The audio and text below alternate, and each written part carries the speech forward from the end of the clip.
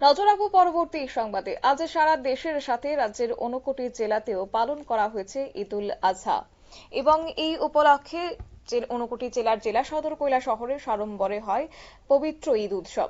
ঈদকে কেন্দ্র করে সকালবেলা কৈলাসহর মহকুমার বিভিন্ন মসজিদে নামাজ আদায় করেন মুসলিম ধর্মের মানুষরা। বিশেষ করে কৈলাসহরের টিলাবাজার জামে মসজিদ প্রাঙ্গণে ঈদের নামাজ পড়ান হাফিজ সৈয়দ শান হোসেন। বাবুর বাজারের মাদ্রাসা প্রাঙ্গণে নামাজ পড়ান মৌলানা হাবিল আহমেদ। গোটা বিষয় নিয়ে কি বলছেন একদিকে মবস্বর আলী, অন্যদিকে মোহাম্মদ বদরুজ্জামান, শুনুন। আজকে পবিত্র ঈদুল আজহা।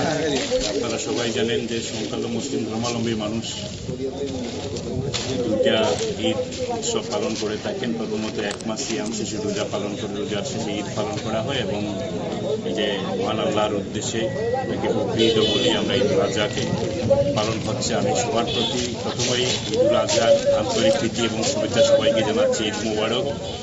আমরা সবাই আমাদের নির্দিষ্ট ধর্মীয় আচার আচরণ নিশ্চিতভাবে আমরা পালন করব, কিন্তু আমরা নিশ্চিতভাবে সেটাও খেয়াল রাখব আমাদের ধর্মীয় আচরণ পালন করার ক্ষেত্রে অন্যের যাতে অসুবিধার কারণ না হয়, আমাদের আনন্দ ফুর্তি অন্যের অসুবিধার কারণ যাতে না হয় সেদিকে নজর রেখেই আমরা ঈদুল আজহার যে ঈদ আমরা পালন করব, আমরা আনন্দ ফুর্তি সব কিছু করব।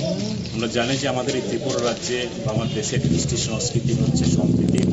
আমরা আমাদের দেশের কৃষ্টি সংস্কৃতি এবং সম্প্রীতির এই বন্ধনকে আরও বেশি সুদৃঢ় করবার জন্য আমরা বিগত দিনের তুলনার সাথে সাথে আজকের দিনে ঈদ উল ফিতর আমাদের কৃষ্টি সংস্কৃতি আরও বেশি সুদৃঢ় করার ক্ষেত্রে, আমাদের ভ্রাতৃত্ববোধকে সুদৃঢ় করার ক্ষেত্রে নতুন মাইলফলক হিসাবে থাকবে, সেই প্রত্যাশা আমি সবার প্রতি রাখছি। ঈদের মোবারকবাদ জানাচ্ছি এবং শুভেচ্ছা জানাচ্ছি এবং তাদের সবার সুস্থতা কামনা। আমরা আল্লাহর নামে আজকে আমরা কুরবানি করি।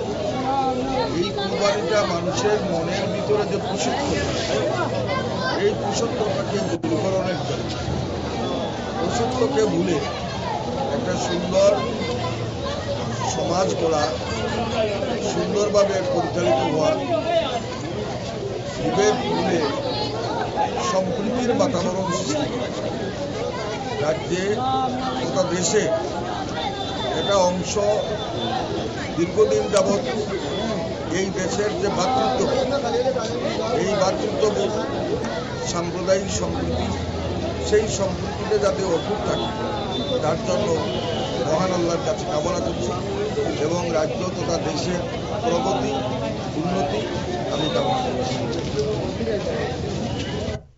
অর্থাৎ এই ঈদকে কেন্দ্র করে 59টি জেলার বিভিন্ন জামে মসজিদে দিনটি পালন করা হয়েছে। তারই মধ্যে নূরপুর জামে মসজিদে উপস্থিত ছিলেন সেই সময়টাতে ত্রিপুরা রাজ্যের ওয়াকফ বোর্ডের চেয়ারম্যান অর্থাৎ প্রাক্তন বিধায়ক মবস্বর আলী, এবং তিনি নামাজ আদায় শেষে মবস্বর আলী বলেছেন যে ঈদ মানেই আনন্দ, আমার আনন্দ যেন আরেকজনের নিরানন্দ না হয় সেদিকে বিশেষ খেয়াল রাখতে হবে বলে বার্তা তিনি দিয়েছেন। পাশাপাশি টিলাবাজার জামে মসজিদে নামাজ আদায় করতে গিয়ে অন্যান্যদের সাথে উপস্থিত ছিলেন কৈলাসহরের গৌরনগর পঞ্চায়েত সমিতির ভাইস চেয়ারম্যান তথা 59টি জেলা কংগ্রেস সভাপতি মোহাম্মদ বদরুজ্জামান।